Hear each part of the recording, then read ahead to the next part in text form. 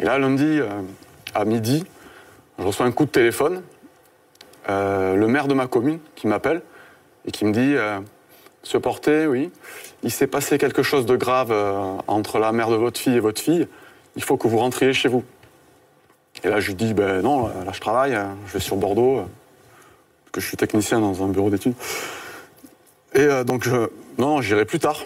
Il me dit « Non, non, maintenant, c'est grave. » Ah ouais. Bon, ok. Donc je préviens ma direction, je rentre chez moi, et là je vois mes parents et mon père qui se lève, enfin ils avaient tous les deux l'air grave, quoi. Qu'est-ce qui se passe?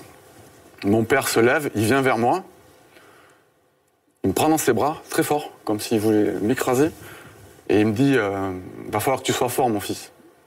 Je dis ah bon, pourquoi? Manon a été tuée. Je dis quoi? Mais comment ça, par qui? C'est pas possible. Là, c'est comme s'il m'avait poignardé avec un couteau à la lame glacée en plein cœur, quoi. Et là, je suis KO debout et il me serre pour pas que je tombe, en fait. Et dans ma tête, voilà, tout se bouscule, c'est pas possible. Manon, hier soir, en pleine santé, qui rigolait encore, parce qu'on avait passé tout le week-end avec mon fils aussi, on s'était vraiment amusé, quoi. Et là, tout l'enterrement, mais une église, le cercueil... Ça, c'est des images que vous avez? C'est des images qui me viennent. Toute la vie gâchée avec Mathis, tous ses projets, enfin, tout ce que j'avais imaginé pour elle, quoi. Tout part en fumée, mais c'est pas possible, quoi. Qui a fait ça? Sa mère l'a tué. Sa mère l'a tué, mais comment, pourquoi? Voilà. Et après, il m'annonce ça, quoi. Et après, j'ai été convoqué à la gendarmerie. C'est là où ils m'ont expliqué le déroulement des faits. On va revenir sur le déroulement des faits dans un instant, mais comment on vit les heures qui suivent? Mais là, on se pose plein de questions. On se dit, mais c'est pas possible. Pourquoi j'ai pas vu ça arriver? Pourquoi elle n'a pas répondu quand j'ai appelé? J'aurais dû insister. Je me suis un peu senti coupable aussi. Je me suis dit, peut-être que si j'avais insisté, ça serait pas arrivé. Mais on a quoi? On a les images des jours heureux qui défilent, les images. Ah ben oui, là, on voit sa fille. Mais au départ, au fond de moi, j'y croyais pas. Je me suis dit, c'est pas possible. Et des fois, le soir, quand j'étais à la fenêtre de ma chambre, j'imaginais qu'elle allait arriver comme ça, le long du trottoir, en me disant « Coucou papa, en fait, c'était une blague. » Ben en fait, non. Du coup, ouais, on attend les explications parce qu'on est un peu perdu, quoi. Et on essaye de revoir dans son passé ce qu'on aurait pu faire pour éviter ça, mais moi, je voyais pas, quoi. En plus, elle était en couple avec une femme, donc cette femme aussi, je pense qu'elle aurait pu éviter des choses. Après, elle vivait pas avec elle, mais elle se voyait... Les gendarmes vont ensuite tenter de vous expliquer ce qui s'est passé. La première version que vous avez du drame, c'est quoi? Première version qu'ils me disent, c'est que, suite au fait qu'elle ait retrouvé du sang dans sa culotte, ça lui a remémoré un ancien traumatisme d'agression sexuelle qu'elle aurait subi de la part de son propre père quand elle était petite. Du coup, à partir de là, elle s'est mise à cogiter, à disjoncter. Quand elle a décidé d'aller tuer son père. Vous étiez au courant, vous, de ce traumatisme? Non, moi, elle m'a jamais parlé de traumatisme, que ce soit sexuel ou maltraitance physique. Donc ce soir-là, elle décide de prendre sa voiture avec Manon. Apparemment, elle n'a pas dormi de la nuit. Et à 5h30 du matin, elle se lève, pendant que sa copine dort encore. Elle charge le fusil dans le coffre de la voiture, le chien, parce qu'elle a un chien aussi. Elle lève Manon. Apparemment, elle lui dit « Maman va te sortir de ce cauchemar ». Donc elle la charge alors qu'elle a l'école le lundi matin. Là, c'est lundi 5h30 du mat. À 8h ou 9h, elle doit aller à l'école. Et là, elle veut aller tuer son père qui habite la banlieue bordelaise. Sauf que... Donc elle emprunte la voiture à sa copine aussi. Elle a pris les clés. Sa copine essaye de se lever quand elle entend le bruit du moteur. Elle essaye de courir après. La voiture s'en va. Elle veut prendre le camion d'Émilie. Mais elle a pris les clés aussi, Émilie. Donc elle ne peut pas, la poursuivre. Et arrivée à Barsac, Émilie a une panne d'essence avec sa voiture. Du coup, elle veut arrêter un automobiliste pour qu'il puisse mener à bien son projet d'aller sur Bordeaux tuer son père. Donc en fait, elle veut arrêter un automobiliste qui passe pour pouvoir monter dans la voiture avec Manon, avec le chien et tout. D'après les premières constatations. Ouais. Et donc pour l'arrêter, pour arrêter l'automobiliste, c'est ça, elle sort le fusil et elle tire. Elle sort un fusil, apparemment il est déjà chargé. Elle le met en joue et quand il arrive à sa hauteur, elle lui tire dans la fenêtre, dans la vitre côté passager. Donc la vitre côté passager explose. Lui, il a eu juste le temps de se baisser pour aller porter plainte à la gendarmerie 5 km plus loin.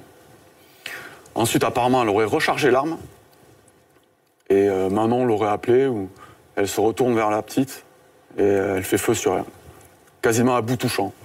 C'était entre 30 et 80 cm, la distance entre le canon et le corps de Manon.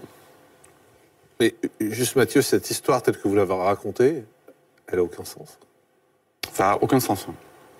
C'est complètement fou, quoi. C'est dingue. C'est-à-dire qu'on peut comprendre le début de l'histoire quand ça réveille un traumatisme en elle, quand elle se dit pourquoi pas je vais tuer mon père, pourquoi pas, enfin je sais pas ce qu'elle a vécu, mais si vraiment elle a vécu des choses terribles, tout ça on peut le comprendre. Mais c'est ensuite, enfin, le fait de tomber en panne, de tirer sur un automobiliste, on comprend pas pourquoi. On comprend pas. Puis de recharger et de se tourner vers Manon et de faire feu sur Manon. On comprend pas déjà pourquoi sa copine n'essaye pas de la dissuader, de l'arrêter plus que ça, ou d'en discuter un peu plus en amont. Ouais. Parce que bon, moi j'ai lu les témoignages aussi. Moi j'ai lu que cette copine-là, quand Manon rentre de l'école le vendredi soir, elle voit que Émilie disjoncte complètement, à partir du moment où elle voit le sang. Genre, elle s'est mise à accuser le professeur de Manon de l'avoir touché sexuellement. Elle a dit, en voyant une photo de la classe, elle a dit « Ah, mais lui, il a une tête de pédophile, c'est forcément lui qui lui a fait ça. » Ensuite, elle a soupçonné sa propre copine. « Ah non, mais c'est toi. » Après, moi, elle m'a soupçonné moi de l'avoir agressé. Elle a soupçonné son père. Mais vous, elle vous en a pas parlé? Non, moi, elle m'en a pas parlé. Ça s'est fait le week-end juste avant, quoi. Pendant que moi, je l'avais, Manon. Et c'est pour ça. Non, mais quand vous êtes rentré, quand vous l'avez ramené le dimanche, elle aurait pu vous dire est-ce que tu as fait quelque chose à Manon Est-ce que tu l'as touché? Mais même pas. Même pas. Elle vous parle juste des traces de sang. Voilà, juste de ça.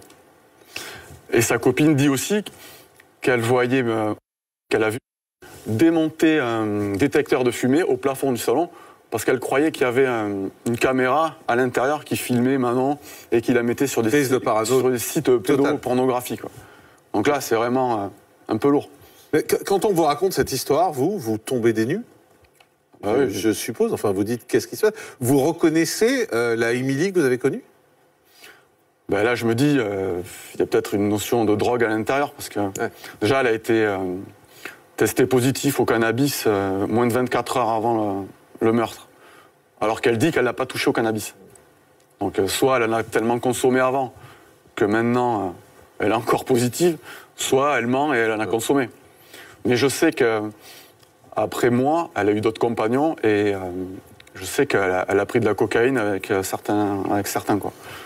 Alors Mathieu, après le décès brutal de votre fille, vous essayez tant bien que mal d'avancer. L'enterrement de Manon est bien sûr une nouvelle épreuve pour vous. Vous ressentez beaucoup de colère, on peut l'imaginer, et surtout de l'injustice face au destin de Manon. Et 3 ans après la mort de votre fille, c'est le procès d'Émilie qui s'ouvre devant la cour d'assises de Bordeaux. Et là, c'est un nouveau coup dur pour vous.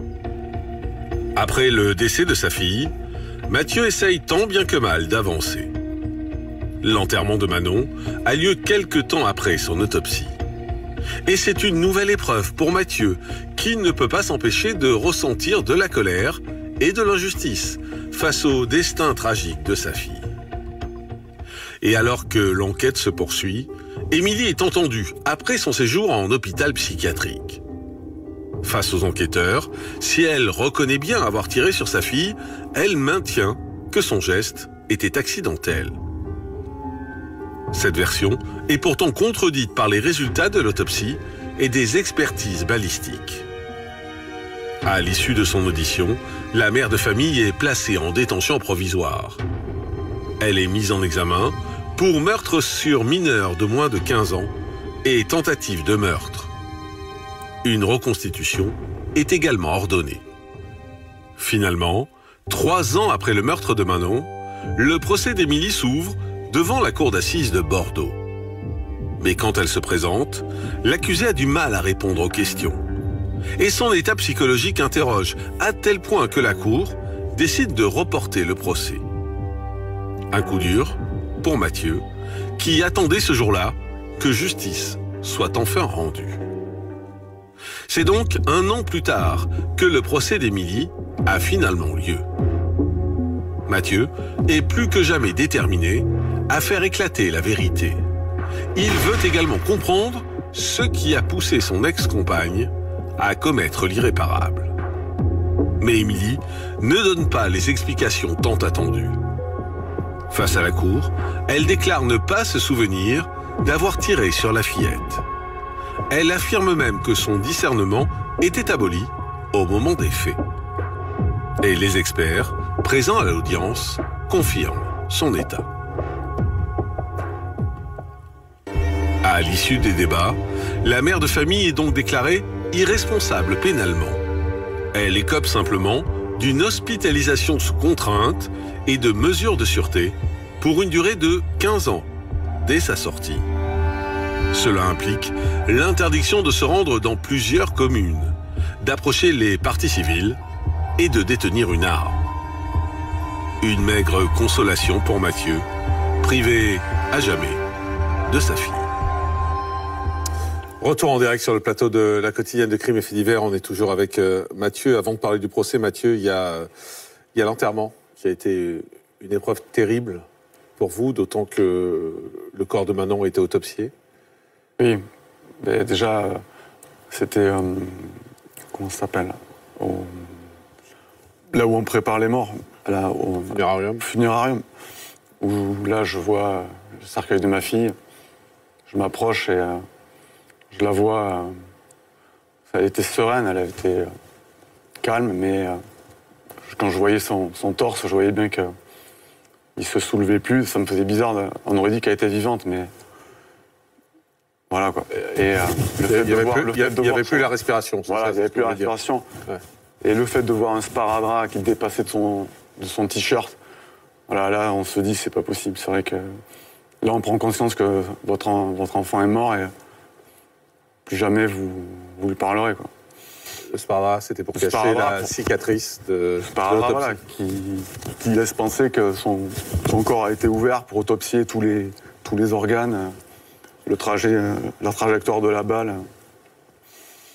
Donc là, ça met un coup, quoi. Et ensuite... c'est la colère, là? Là, c'est... La peine, bien sûr, mais... La tristesse, la haine aussi, l'incompréhension, l'injustice totale, quoi. Je me dis, pourquoi cette petite fille aussi gentille, aussi belle, est morte, quoi? Pourquoi elle est morte? À cause d'une mère... qui aurait eu un traumatisme d'agression sexuelle quand elle était petite, et voilà. Non, c'est fou, quoi. On dit quel gâchis, quoi. Face à elle, vous lui parlez? Je lui parle, mais dans ma tête, en fait. Je lui dis que je vengerai sa mort et que je la retrouverai bientôt, mais le plus tard possible. Mais puisque j'ai encore Mathis, il faut que je m'occupe aussi de mon fils, qui reste là et qu'il faudra aussi, lui, faire face à la mort de sa grande sœur chérie. Donc après, quand le personnel du funérarium vous dit « Bon, mais vous avez plus rien à lui dire », parce qu'après, il referme, quoi. Donc là, je lui avais mis 1 ou 2 doudous avec elle, pour pas qu'elle se sente seule, mais c'est dérisoire, mais... Quand les pompes funèbres vous appellent pour vous dire « Bon, vous pouvez nous amener les vêtements pour votre fille, les derniers vêtements qu'elle va mettre et qu'elle portera à tout jamais », ça fait bizarre, quoi. Quand on se met à choisir dans sa garde-robe, alors qu'est-ce que je vais pouvoir lui mettre pour son départ vers l'au-delà. Et bizarrement, vu qu'on est en hiver, moi c'est bête, mais bon, je me suis dit, je vais lui mettre des habits chauds, mais